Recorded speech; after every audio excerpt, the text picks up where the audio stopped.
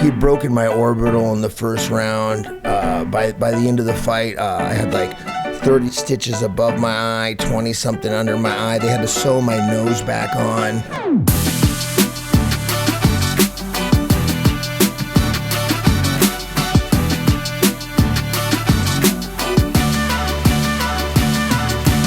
Hey, this is Monty Mansfield, the local neighborhood hope dealer out here in Africa. Today's episode, we got a roaring lion coming to the studio. The Crippler, Chris Leben. Can't wait to hear his testimony. Today's episode is when there's a storm on the outside, we have to control the storm on the inside. Episode 7, coming at you like a roaring lion, straight to the living room. Let's go, baby.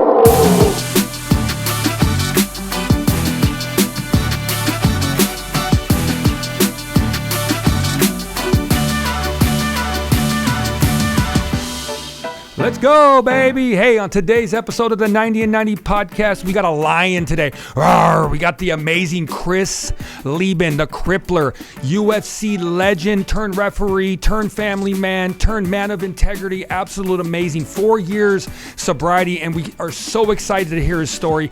Also, we got a sober birthday. Lester, the Chief Nelson's got 4 years sober today. Congratulations, Lester, and thank you so much for your support of the show. Also, the channel is growing at a rapid rate. We got legs all over the place, baby. Hey, we got to continue to like, subscribe, and we got to ring that bell, baby. Like I said, today's episode is going to be an absolute amazing story of redemption and survival. How you doing today, Chris? I'm doing good, man. I'm doing cool, good. Man. Super thankful to have you on the show. Hey, thank you for having me. One thing I love about recovery is when you hear somebody tell their story, how much you relate to it. And I've listened to your story on some podcasts, and there's certain parts of your story that I relate to so much.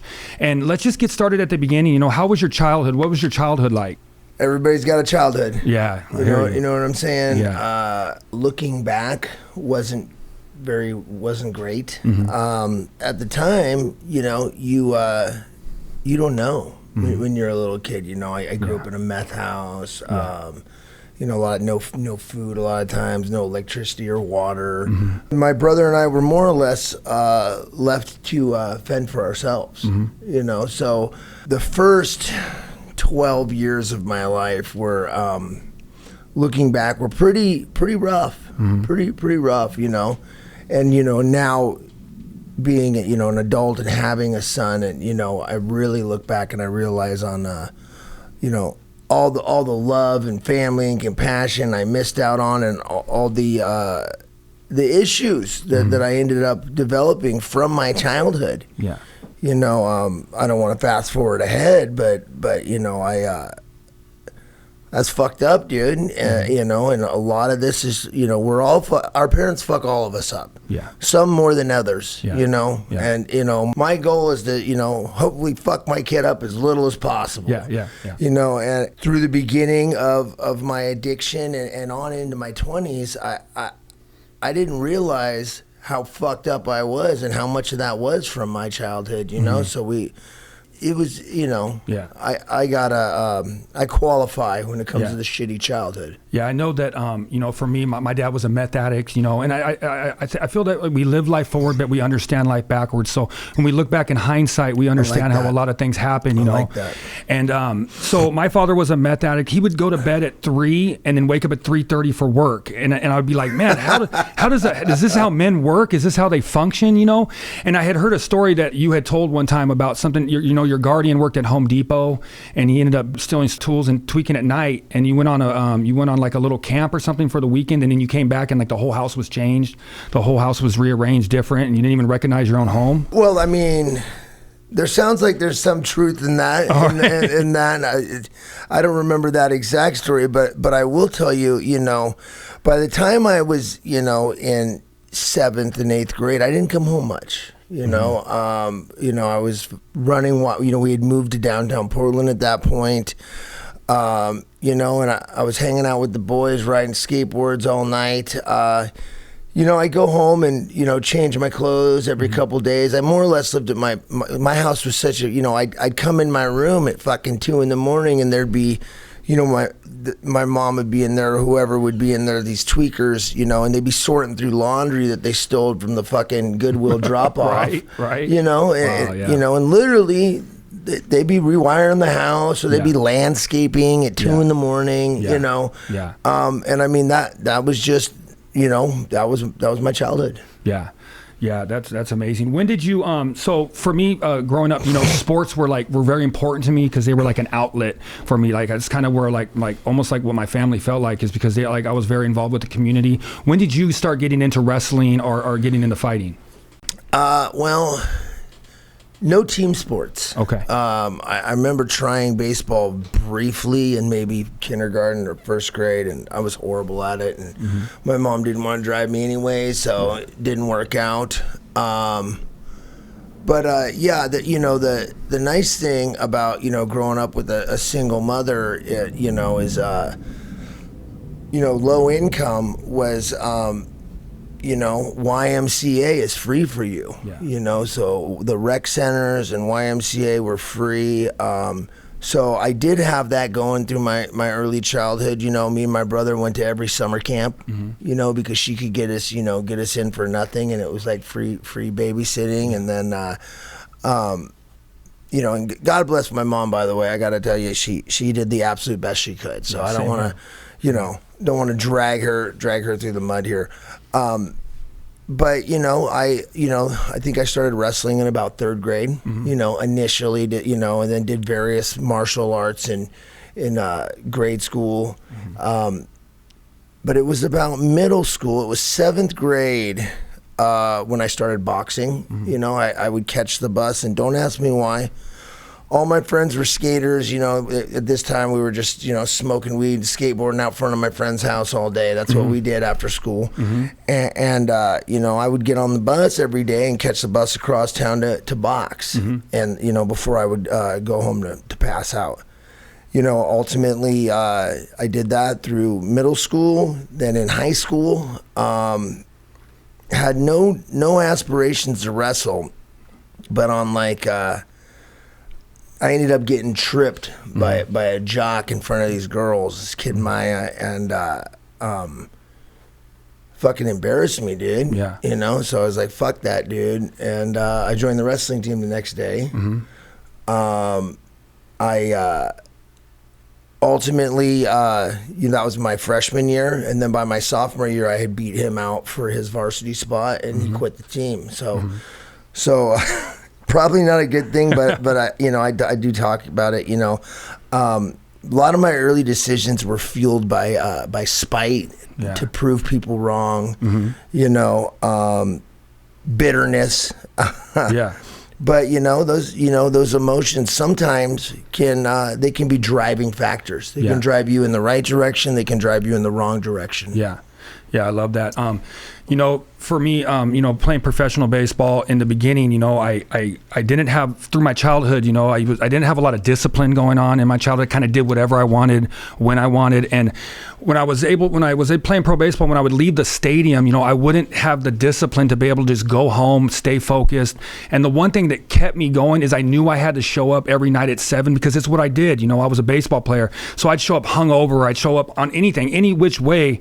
I would show up and I would go to perform at night. Do you feel that wrestling and fighting has been something, because you're still in fighting, you know, you're still around it, you have an amazing story, and do you feel that purpose right there is what kind of kept your life going in the right direction, or at least staying on track? Yeah, I think you know, martial arts, you know, without them I wouldn't be sitting here in front of you right now. I think they kept me alive, you know. And to go back to your work ethic, you know, a lot of us junkies, man, we're great people with solid work ethic. Amen. You know, smart and creative, and you know, in my case, even though, you know, I was going through all the other stuff, I always showed up to practice. Yeah, there you go. Yeah. I might have been a sack of shit when I showed up, right? But I was there. Yeah, you know, I showed up to practice, and sometimes it was horrible, and I was puking my guts out.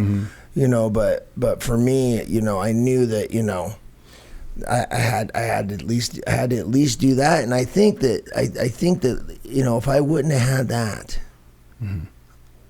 you know, I really don't know where I would be today. I really don't know if I don't think I'd be sitting here talking to you. Yeah. No, I understand that. I know when I got done with baseball, I was lost. I was 31 years old, out of baseball, and I was strung out, and I was hooked up on Adderall. And I stepped away from baseball. That was my purpose, and I stepped away from it, man. And my best thinking, I was riding a bike around doing shots of meth and heroin. I mean, it got so bad for me. But I want to ask you too, when I first showed up to spring training when I was with the Astros, everybody, there was a lot of guys I had been like looked up to my whole life. When I showed up to the stadium, I see Roger Clemens, Andy Pettit, Alex Rodriguez. I wanted to ask you, what was it like for you to be able to have heroes in your life that you looked up to, and then actually step in the ring and actually fight those guys?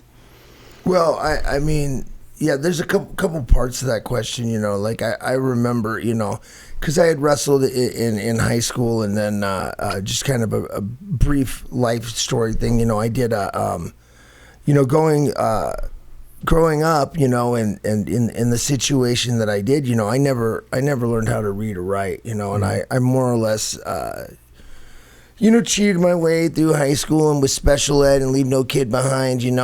By the time I graduated high school, I couldn't really read a lick. Yeah. I had gotten a few letters from colleges for wrestling, and since I couldn't read, obviously I was a little scared to go to college. So I did the obvious logical thing, and I joined the military. Long story short, an 18-year-old Chris Leben didn't do well taking orders, especially when they told me I couldn't wrestle for the Army team. They needed me for my job. Yeah. And it didn't work out well. So, after a stint in military jail, I was living with my brother and selling cars. And, I remember one day, and, we could talk about the progression of the addiction, but it was obviously getting worse and worse at this point. My brother called me and he said, I got a job at this car lot, and Matt Lindland and Randy Couture are kicking the shit out of each other in the garage. And Randy Couture was a world champion at that time. Matt Lindland's an Olympic silver medalist wrestler. Obviously, I'm a fan, but at this time, all I'm doing is selling cars, taking Vicodin, drinking, doing just party. I'm 20. I'm now 20 years old. And I was like, fuck, I'm on my way. Yeah. I had no one was guiding me. Nobody was helping me out. Nobody was pointing me in the right direction. But I showed up, and my heroes were in that room. And I remember I met my coach Robert Follis, and I signed up immediately. I was like, sign me up. I'm in. And from that day on, those men, as fucked up as I was, put up with me and took me under their wing. And now there are many more years of me fucking up and blowing it and doing all sorts of just horrible shit. But like the drop in a bucket, being around these athletes, being around these motivated, confident, men. I think that changed me, because I didn't have a father figure, and I never had men in my life, and it really started to form me into who I am today. Yeah. I remember, when you talk about confident men, being around confident men, I remember going to the stadium and having 32 just absolutely talented, confident individuals, and talking about how the disease gets progressively worse. For me, Adderall, it disguised itself as heaven, and it took me straight to hell because of the dopamine process. The first time I put it in my body, it felt so good. It was absolutely amazing, and the first couple of years were amazing, but then it gets progressively worse till the end of my addiction. I ended up being in from garage to garage with people looking at surveillance, afraid to go outside of the garage because they thought the cops were outside. That's how my addiction progressively got worse. Do you agree that addiction, it gets progressively worse in time? And also, do you believe, I know that I think you were addicted to Oxycontin, and you were probably taking it before the pain, and you were probably justifying it in your mind because you had pain and things like that. How are prescription drugs, how do you think they affect, people in society? Ooh, that's a multi-part question. You know, again, yeah, well, I had an Adderall prescription for a while. Mm-hmm. That didn't work out too good for me. There's no good ending to Adderall, I'll tell you that. I had a lot of pain pill subscriptions. Mm-hmm. And you know what? Those didn't work out well because you know what? I figured out, like, my ankle hurts. Mm-hmm. Take a pain pill for that. Yeah. I got a headache. Yeah. Take a pain pill for that. Old lady's bitching at me. Fuck it. Take a pain pill for that. Right. You're getting ready to go out on Friday night. Take a pain pill for that. Yeah. You're hungover on Saturday from Friday night. Take a pain pill for that. You know, it works for pain. Yeah. But for me, that shit works for everything else too. Yeah. Yeah. At least in the short term. Mm-hmm. At least in the short term. So. Yeah, and it's, you know, definitely when you get it from a doctor, it makes you feel like, you know, okay. I'm not doing drugs. I'm just taking my prescription, you know, but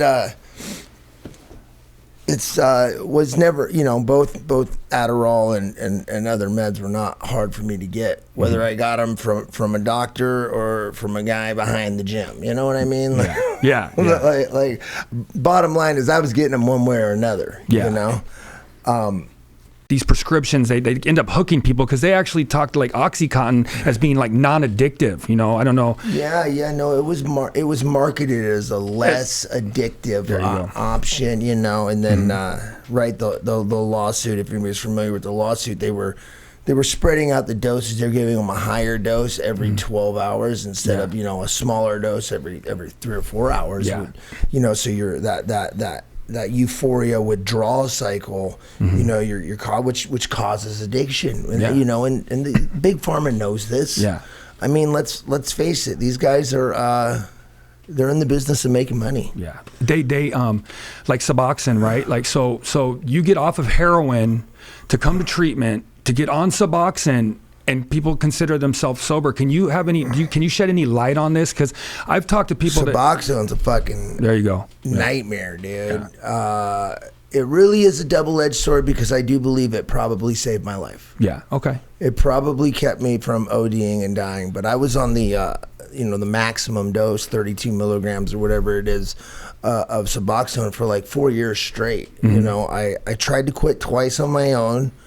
Both times I ended up in the psych ward. Mm-hmm. One time I was naked. Wow. I fought like 12 cops. And the way I finally got off Suboxone, and I do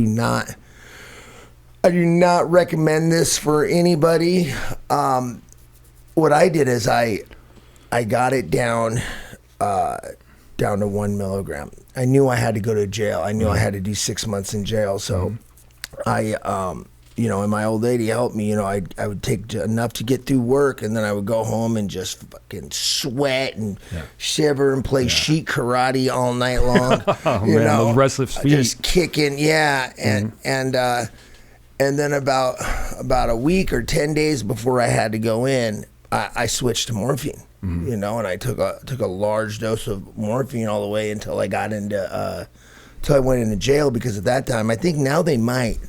But then, even if I was prescribed it from a doctor, they didn't give it to you in San Diego. Yeah, they give Suboxone now in jail. They do, yeah. So I didn't have that luxury. And after going through what I went through, like I was in there for like 3 or 4 days when they, you know, before my trial or whatever, and I was like, I can't go through that. I was having seizures and all sorts of stuff. You know, it was, you know, absolutely horrible. You know, so, and I don't even remember the first 2 weeks of being in there and the shit these guys said I was doing, rolling around on the common floor naked, you know, like, it's just, I'm a very clean person. So some of the stuff they were saying I was doing, I was like, this is just crazy, you know? Yeah. I can't even remember it. And I mean, I theorize that my brain has just, it was so bad, my brain has just blocked it out, you know, and, you know, I've gone through withdrawals plenty of times. You know, every fight, every fight I used to get a big calendar, and I'd put it up on the wall, and I'd say, okay, I'm going to take this many of these, taper down to 1, and then I'm going to switch to these, and then I'm going to cut to that, until by the time I got up to the fight, I was waking up in the morning, taking some Flexerol and drinking a bottle of NyQuil. Yeah. Yeah. You know, that, you know, and that's how I would detox myself, you know, because obviously I had to be drug tested before my fight. You know, and that worked until it didn't, you know, but, right. You know, all those times that, you know, and I've done, you know, I've also just done it the old fashioned way. I waited too long. I said, all right, I'm going to spend the next 3 days on the bathroom floor. You know, I've done that plenty of times. Nothing, Suboxone is just horrible. It's absolutely unbearable.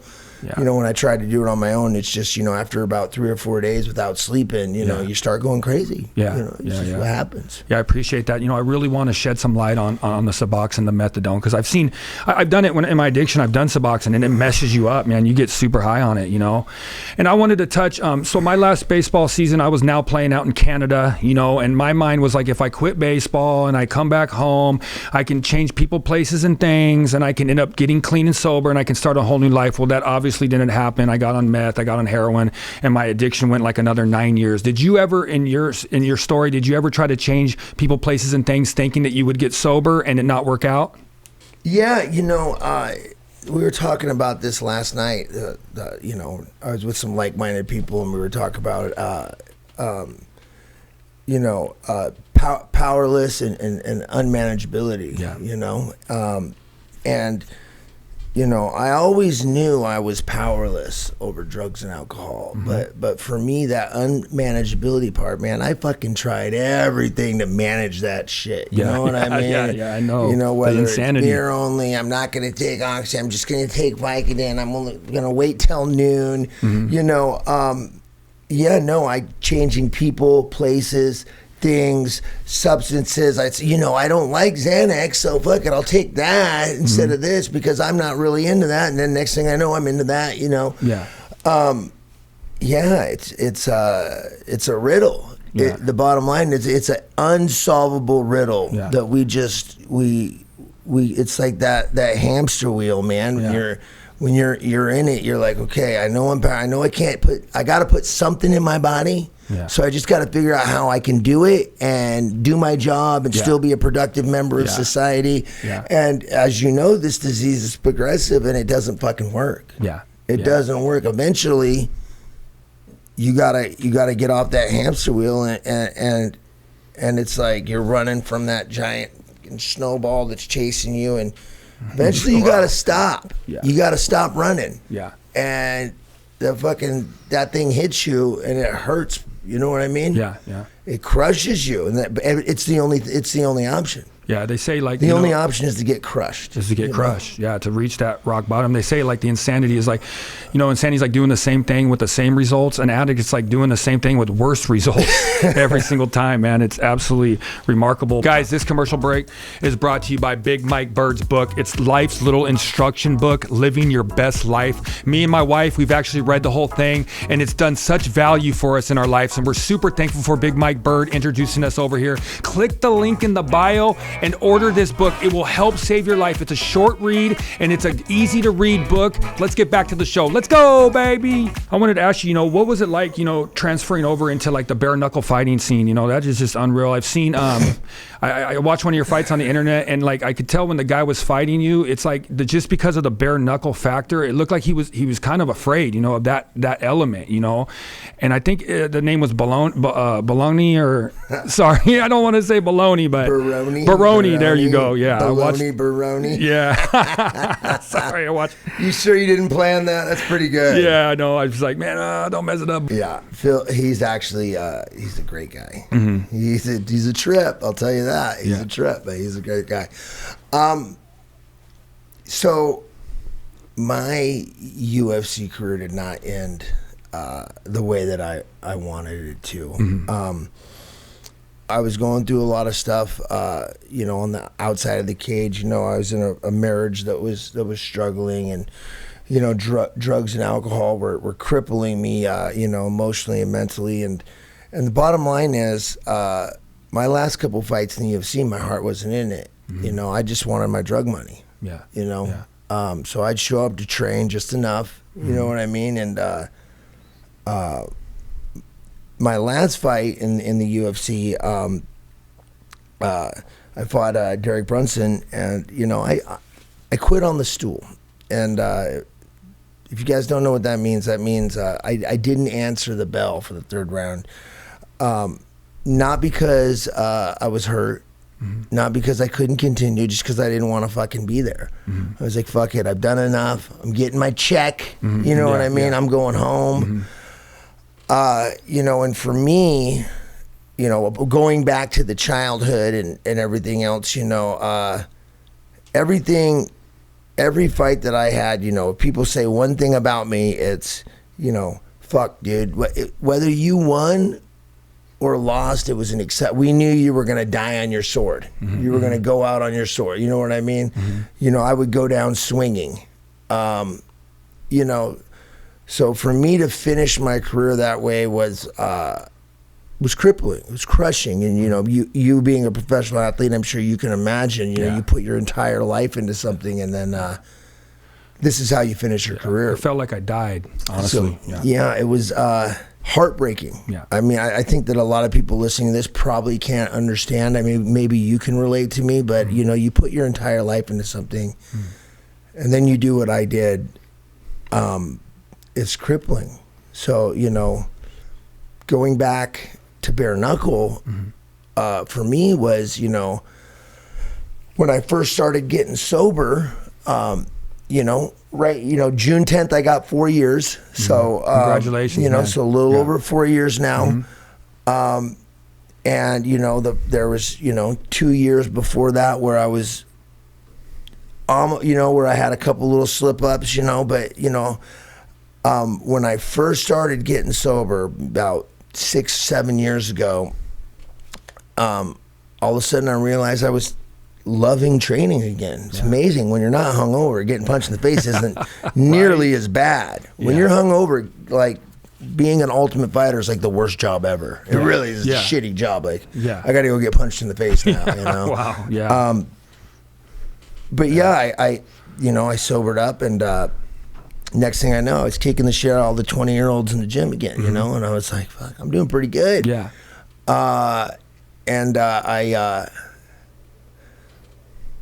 So I ended up signing a contract with Bellator, and during my pre-fight medicals, they found out that my heart was all fucked up, like my ejection fraction and stuff. Apparently, cocaine and booze is not good for your ticker. So long story short, I couldn't fight. I wasn't able to fight for Bellator. Now fast forward 2 years later. Right, and every 6 months I would go back to my cardiologist, and it was pretty amazing, She was like, every time, wow, this is great, you're really improving, At first, maybe, we're probably gonna need to look at a transplant for your heart. Then, okay, well, we don't need a transplant, but we need to put this pacemaker in you. And I remember I asked her, I said, well, if I put the pacemaker in, can I do jiu-jitsu? And she's like, no, you can't. And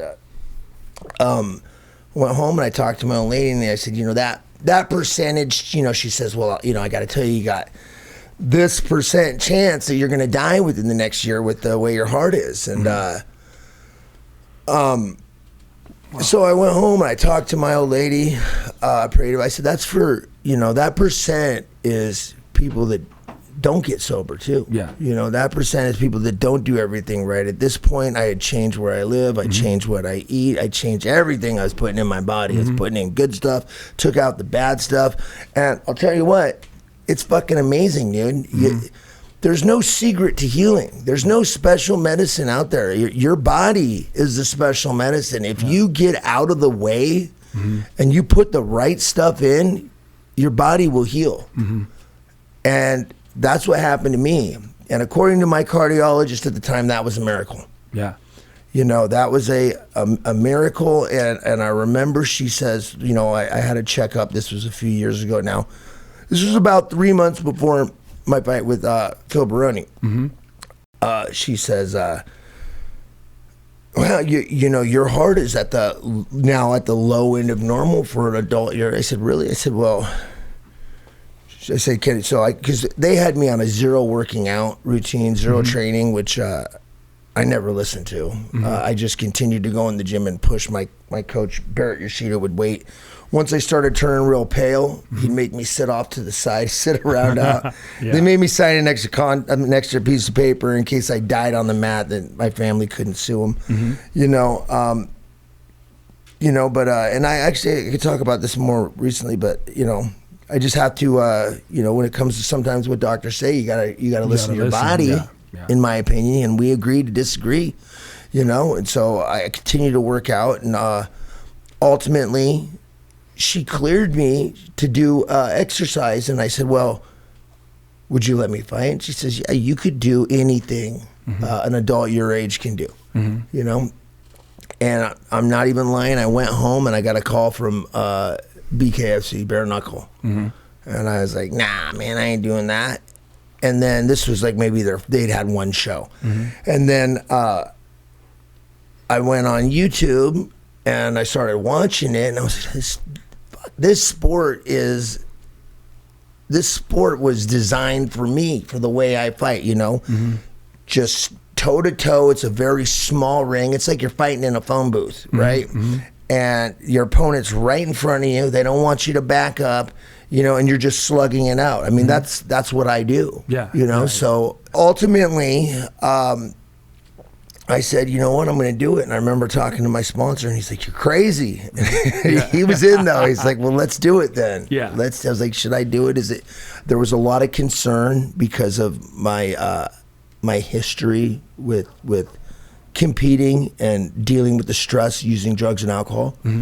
So there was a lot of concern there, but ultimately, with my support group and my sponsor and sober people, they were with me all through my training camp. They went with me to my fight. They stayed next to me.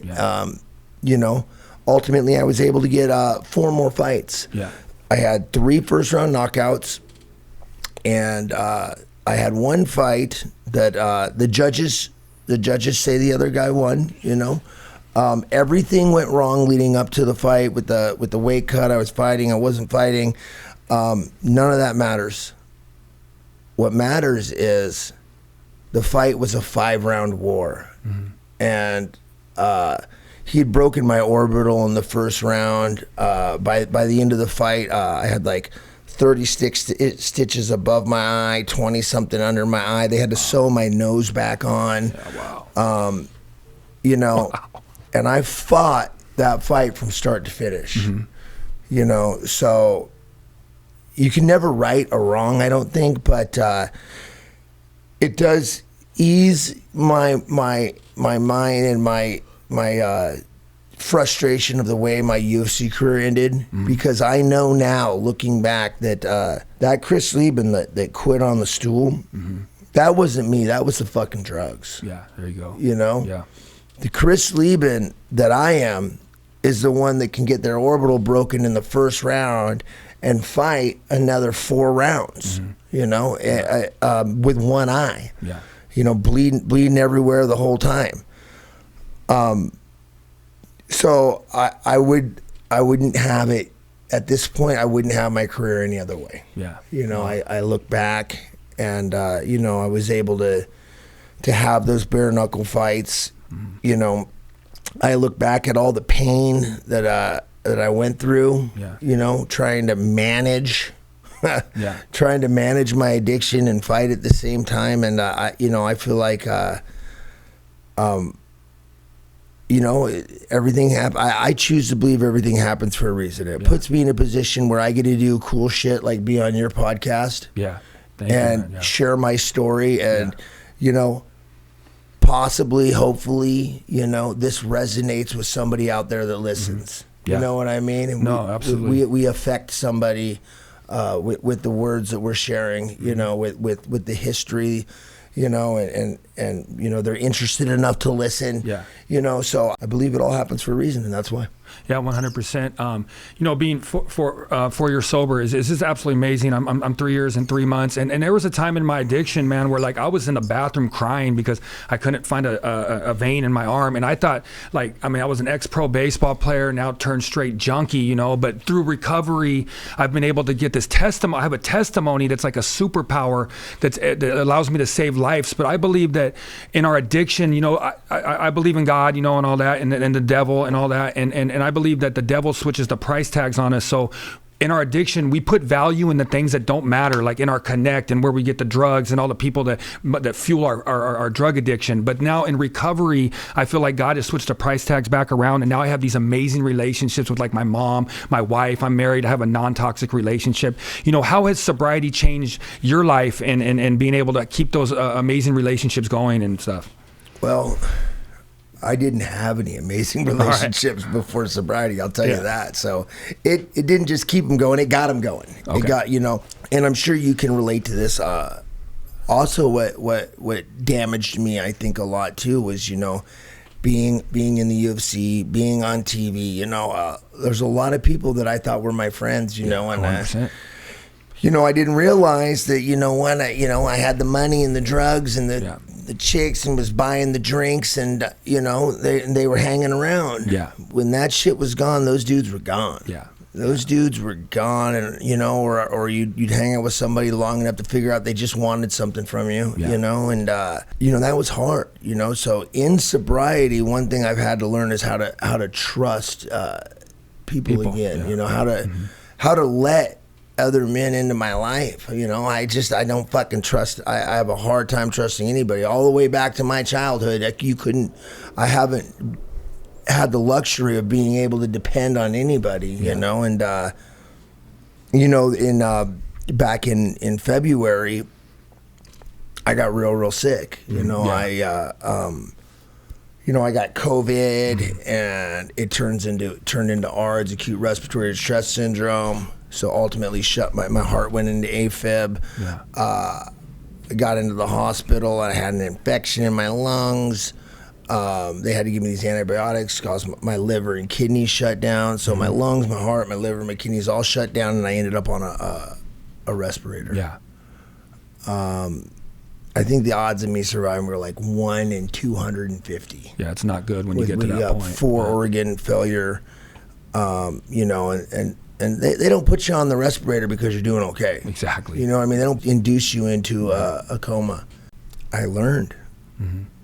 I learned a couple things because of that time I spent in the hospital, that time I spent really expecting to die. Mm-hmm. And my friends would come in and visit me and say, "You're not going to die, you're going to make it through this." And I would tell them, "Fuck you, listen, you're not in my body." Yeah. Wow, man, yeah. I did not think in any aspect of my mind that I was going to make it. Yeah.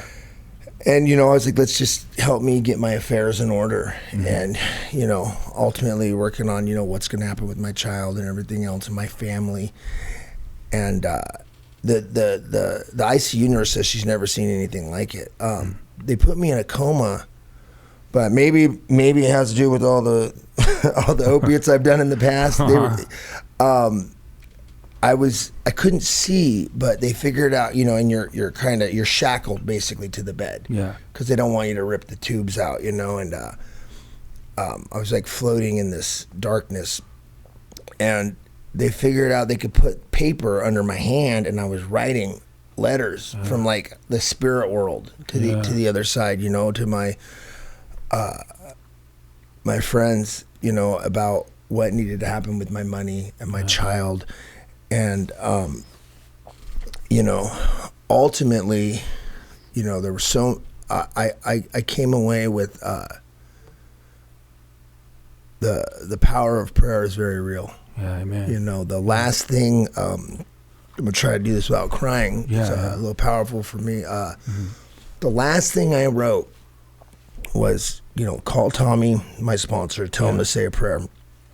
And, so my buddy Jake and my old lady were there. They put him on speakerphone. And at that time, I had said everything I needed to say about my child. I kept bubbling, fighting my way up to being able to hear the room to try to get this information out about what had to happen. Yeah. And I didn't think I was coming out of this a coma. And, so I remember listening to him on the phone say that prayer. Well, I mean, mind you, I'm not supposed to be able to because I'm in a coma. Yeah. I can remember it. And then I kind of did a 1, 2, and a 3 right there, I said, God, I'm giving it up to you. And I quit fighting. And I fell back kind of into the darkness. And 15 minutes later, they were pulling those tubes out of me and they were waking me back up. Wow. I can't remember this, but my buddy that's in the room says it's like the doctor was like, came in and was like, what the fuck is all my vitals all of a sudden got way better. Yeah. And the doctor's like, we could wake him back up. Yeah. Now, I was still touch and go for the next 2 days. But I knew, even though they were talking about putting me back in to a coma, I knew I was going to make it. Yeah. I knew there was a knowing that I was going to make it, and the gratitude that ultimately, several more weeks in the hospital, it took me, to get my lungs good enough to where, I could walk around with just a bottle of oxygen. Yeah. My fellows, they took care of my family. Yeah. They took care of my finances. They took care of my business. They did everything, and there was somebody sitting next to me, whether I was conscious or not. The majority of the time I was in that hospital. Real fucking friends. Yeah. Family. Yeah. Something that I didn't even know existed in reality. Yeah. And even in sobriety, I had such a hard time trusting and letting people in, just from being guarded for so many years. It was really, to me, it felt like this is God's way of slapping me in the head and saying, hey, you know what I mean?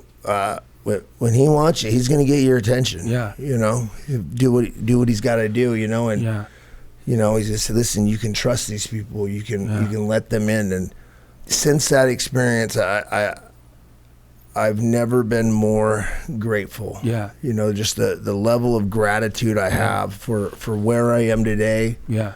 For what I've been through, for my friends, my family, my child, my 4-year-old son, who's like absolutely my life, and thinking that that kid was gonna have to grow up without a dad. Yeah. Now every second, man, when I get home from work and I'm exhausted and that guy jumps on the back of my neck and I'm trying to eat dinner, but he's like hanging on my head. Yeah, I remind myself, like, these are my problems. Like, I got real world I got good problems to have. Yeah, when you get the respirator and they say like 85% chance of not making it. So you're an absolute miracle, and super thankful to, for you to be right here and be able to share that. And I know that that's a moment to pull gratitude from, at all times. And Pastor Rick Warren, Celebrate Recovery, the Purpose-Driven Life, he talks about how gratitude, it releases small amounts of dopamine from the mind that it allows us to have joy, and to me, gratitude holds everything together, looking back in your past and being grateful for where you came from. But I want to just touch on too, also, did you work the steps? Yeah, I'm huge advocate of the 12 steps. As a matter of fact, I think they'd probably be good for everybody. I think so. Even a normie, right? I think they would. I don't think there's any, but they changed my life, and the miracles in the book. Yeah. The miracles in the steps. Yeah. Going through those, and now I'm in a position where I'm taking other men through the steps, and I get to watch their journey. And, sometimes they do, this, we had a holiday weekend and not everybody made it out in one piece, As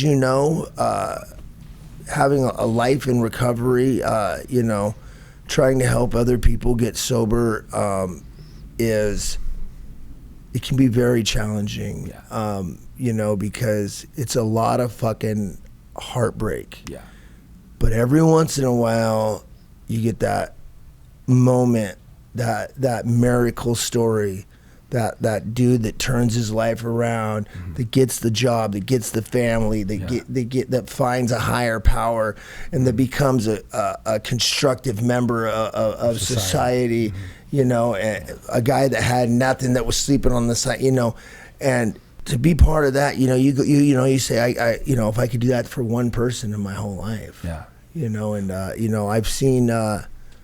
I've seen the heartbreak, and I've also seen people that have gotten the miracle. Yeah. So that is what keeps me sober. Yeah, I love that. We talked about on our last episode, Vanessa, she said that she celebrated 30 days and had buried somebody 30 days later, because that's how serious the disease is, the disease of addiction. It's trying to kill us slowly but surely. And right now, hold on one second. Just in. Hey, we got some amazing news from the Sahara Plains. Our producer, Hank. Hey, bring it on, Hank. Money, you there, Chris? Help me! Money, I got nothing! Stay sober, my friends! Stay sober! Hey, thank you, Hank. Hey, you stay safe out there, man. Hey, now back to the show. For me, the big book, the doctor's opinion talks about that we suffer from an obsession, it talks us into going out there and using one more, and we'll get irritable and discontent. If we're not running a program, you put the drug or alcohol in your body, activates the allergy, and then you can't stop until, for me, I break out in handcuffs, you know what I mean? So, but I've never been able to share this story before. It's kind of crazy. It's kind of cool.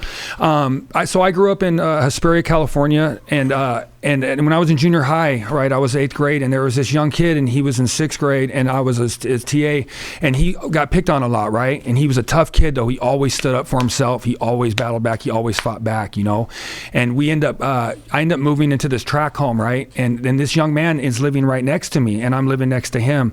And he ends up going to another high school, becoming a wrestling star, and I become a baseball star. And I used to leave my house, and we would go jogging sometimes, but not like together, but just see each other and say, hey, you know what I'm saying?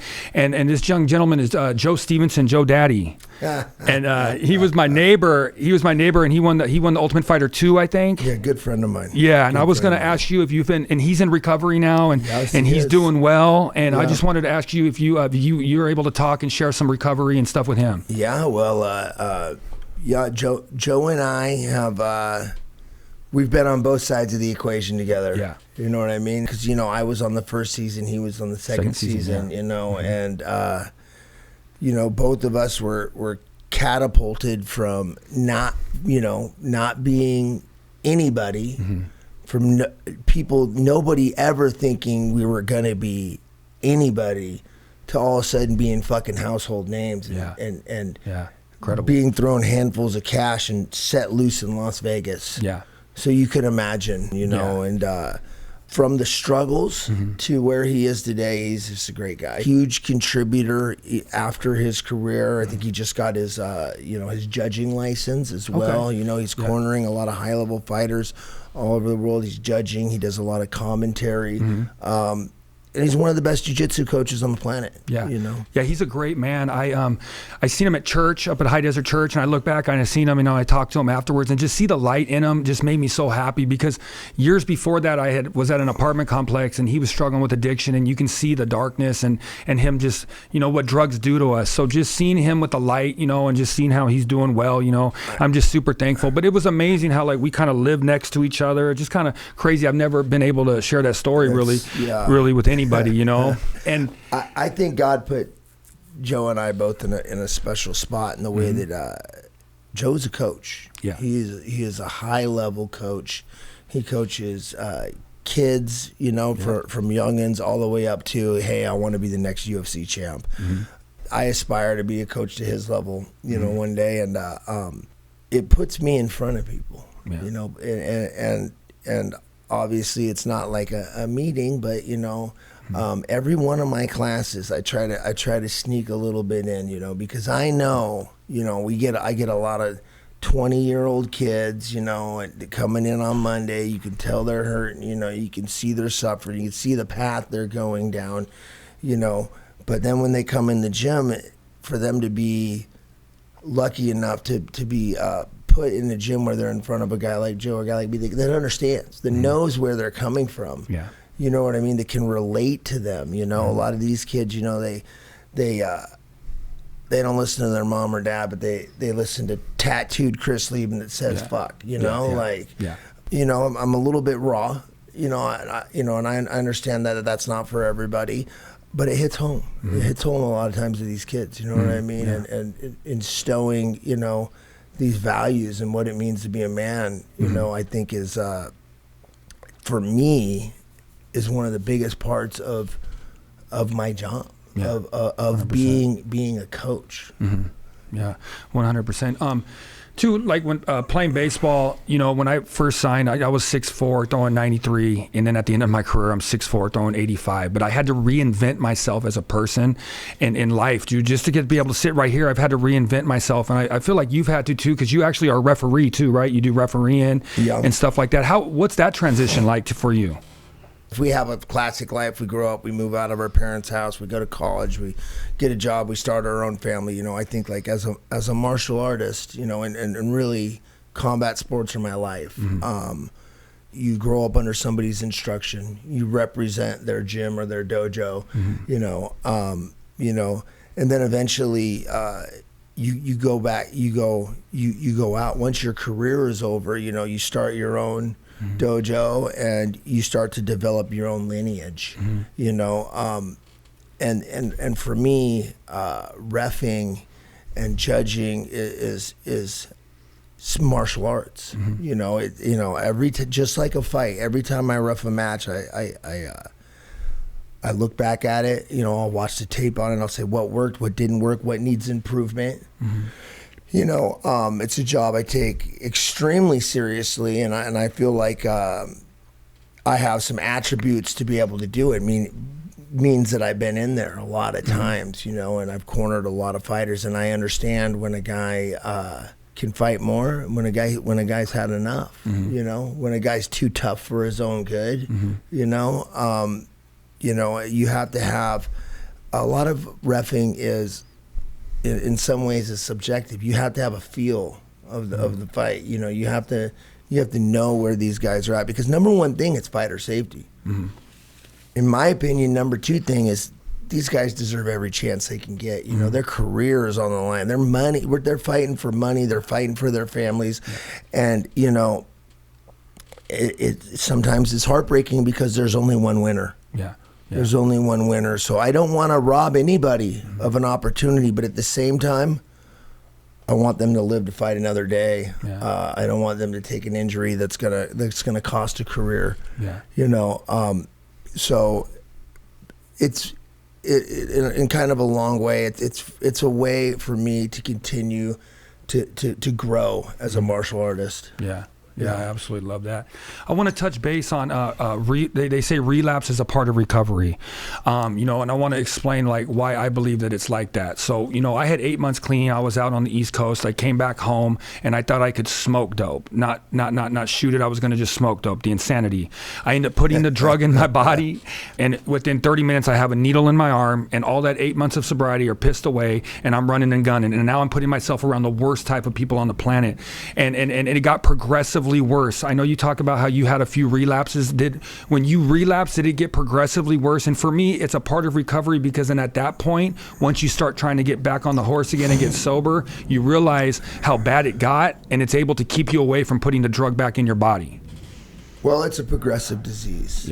You know, and whether I've been sober for 4 years or for 1 day, I'm still an alcoholic. I'm still a drug addict, and I made it 13 months, you know, my first real try. You know, obviously I had multiple other, listen, like a tree doesn't blow over from the first gust of wind. Sometimes it's got to rock back and forth for a while before it finally falls over. Now, I love it. I absolutely love it when I'm in a meeting and I hear somebody stand up and say, I took my last drink in 1994. I said, I'm never drinking. I went to a meeting and I never drank again. That's fucking great. That is. It's amazing. It's not my story. You know what I mean? it can be done. Like, listen, if sobriety is something you're gunning for and you're going to go to your first meeting tonight, you can stay sober for the rest of your life. Mm-hmm. You never have to be in the pain that you're in right now. Mm-hmm.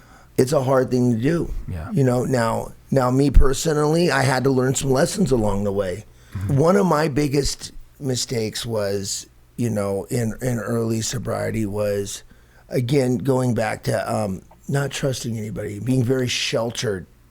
You know, I would come home from meetings and I'd tell my old lady, oh, these people keep fucking asking me to go to the beach and do this and do that. Like, listen, I'm here to save my life. I'm not here to make fucking friends, to make friends. You know what I mean? Like, you know, and the bottom line is I was wrong. I was wrong because those people that were inviting me to the beach were good people. I just couldn't grasp that they didn't want anything from me. Those were good, genuine people that really just were throwing it out there. Hey, man, you want to stay sober? Come hang out with us. And it wasn't until I started to really surround myself and embed myself in the community that, you know, I had that support that I needed. You know, that I needed. I will say that I am lucky in the way that I'm not good at hiding it. And when I get loaded, the world knows. Yeah. And they know real quick. Yeah. You know, my 2 relapses were short, you know, and I was right back in. Both of them were almost exactly the same. You know, I quit calling. I wasn't calling my sponsor every night. Yeah. I wasn't praying. I wasn't doing the things that we're supposed to do. We have things we're supposed to do. Yes. As addicts to stay sober. Yeah. It's a very simple list of things, but at sometimes it can be extremely difficult. Yeah. Especially if you're new to it. You know, now at this point, things I have my rituals. I wake up, I do my prayer, I do my morning quiet time. You know, that's how I start my day. Yeah. You know, I have these things that I do that keep me sober, and they've become ritual for me. Yeah. You know, but at first, we don't see the value in them. You know what I mean? And we let those things slide, and that's all it was a little slide. I'm driving past 7-Eleven every day on my way home, and eventually I could have a 22. You know, the insanity crept back in, and somewhere that I thought that shit would be manageable. And I'm very lucky in the way that in my case, it became unmanageable extremely quick. And, you know, I was right back. And I had to rehuddle, I had to regroup, I had to sit down with my sponsor, and I had to have that rough talk, you know, and get back in there. So my answer is, you know, relapse is part of recovery. Relapse does not mean that you have failed. There you go. Right? Listen, we will welcome you back with open arms.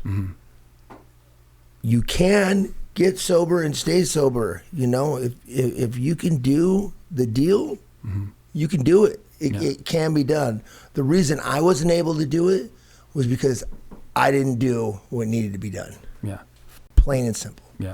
I love that, man. Thank you. That's just absolutely great advice, you know. And, you know, how do we talk to our audience and ask, you know, about, you know, not worrying so much about the results and starting to, you know, really start to fall in love with the process, you know? Well, I mean, listen, a day at a time, right? That's what you hear it, right? Well, sometimes it's an hour, sometimes it's a minute, you know.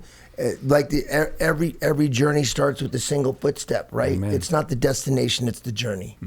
You know, it's a lifestyle. You know, and I think that's the reason we say these things, because it's the process, right? It's not the destination. You know, those promises are very real. You know, some people, they come fast, some people they come slower. I personally have been extremely blessed in the promises department. Everything that is laid out in front of you has happened for me. You know, and my life is so, I look at everything that I have. I look at all the stress in my life now. I got so much freaking stress in my life because I got so much going on. I have so much life. You know, my drugs and alcohol career ended up by myself on a couch, alone, lonely. Yeah. I had nothing. I didn't have anything to stress about. Yeah. Except for the fact that I didn't have rent. And I lost my driver's license and I was on my way to jail. You know, but now I got real world problems. Yeah. You know what I mean? And we all do. Life doesn't life doesn't end because, you get sober. Yeah. You know what I mean? But you're able to, when you can learn to deal with life on life's terms, you can learn to you can get through the hardest things. And at the same time, you can appreciate and remember those great moments in life. Yeah. You know, I was the moment my son was born for me, I remember thinking about it like I was like, I'm not even gonna look. Next thing I know, I'm down there, like right in there, cutting the umbilical cord. Wow. Like, the fact that you can fall in love with a human being, and maybe for me not having a father figure, and the second you see them is incredible. I don't know how, there's some sort of hormones or something going on there, but I have that memory. Yeah. I wasn't the drunk dad in the waiting room. Yeah. You know what I mean, or not there at all. Yeah. Yeah. I have there's a lot of memories I should have that I bucked up, that I blew, that I lost, that I'll never get back. Yeah. But you know what? Eventually enough is enough. I want to remember my life. I want to have these, I want to go on vacation and know what I did. Yeah. You know what I mean? And have these when I'm old, when I'm laying on my deathbed, because I'm telling you, when you're laying on your deathbed, it's not about what kind of car you drive, right? And I know it sounds cliche. I know everybody says it. It's not about how much money you have, what kind of clothes you're wearing. It's about relationships. I love it. Yeah. It's about how were you, I'm calling my mom, trying to patch things up with her. You know what I mean? Like, family, my friends that were there for me. It's about those relationships, and I have those now. Yeah. Whether or not whether or not I'm dealing with something in life, I have those relationships. Yeah. Yeah, thank you so much. I tell my sponsees, I say, it's not about Lamborghinis and Bentleys and mansions. It's about the person and the man that we become on this planet and who we walk around. And we can become the blessing. When you walk into that room, you're blessing others. And I'm so thankful for that, man. Chris, I just want to thank you for your honesty and just absolutely, you're humble and just amazing. And if you have anything else out there to shout out to the audience, just some last minute advice to someone that's out there struggling, if you want to throw out there your gym or something like that, we appreciate it. Well, if you're in, San Diego and into martial arts, and you're into being clean and sober, I'm right here in Pacific Beach. I won't get too much into business stuff, but I'm on social media. Instagram, you're communicating directly with me, but Facebook, Twitter, everything else. You can email my gym, you call my gym. Anybody, if you're struggling, reach out to me. I will give you the best advice that I have. I will try to point you in the best direction. If you're local, I'll help connect you with like-minded people. If you're on the East Coast, don't hesitate to, I can hopefully give you the best advice I can. I'm at your disposal. Mm-hmm. All right, man. Thank you so much. I'd also like to give a shout out to Mike Bird. Mike Bird? Yeah. Yeah, he connected us with you, and we are super thankful for that, man. But just thank you so much for coming on the show, and you're just an absolute survivor. Like I said, if there's one word that describes you and your story is you're a survivor, man. Thank you. Thank you. Appreciate it. Thanks for having me. Thank you, man. Wow, man, that was an absolute unbelievable episode. Thank you so much, Chris, for being raw, uncut, and just being an open book, man. I know I got something out of that. I hope you guys got something out of that. But let's continue to like, subscribe, and ring that bell, baby. Hey, we're going to be spreading hope. I know you like hope. I'm the hope dealer, and you know how I like to end. Ready? 1, 2, 3. Let's go, baby!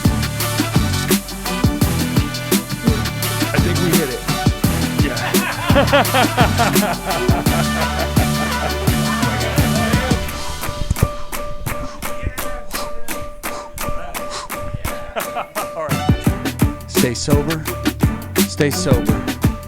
Stay sober.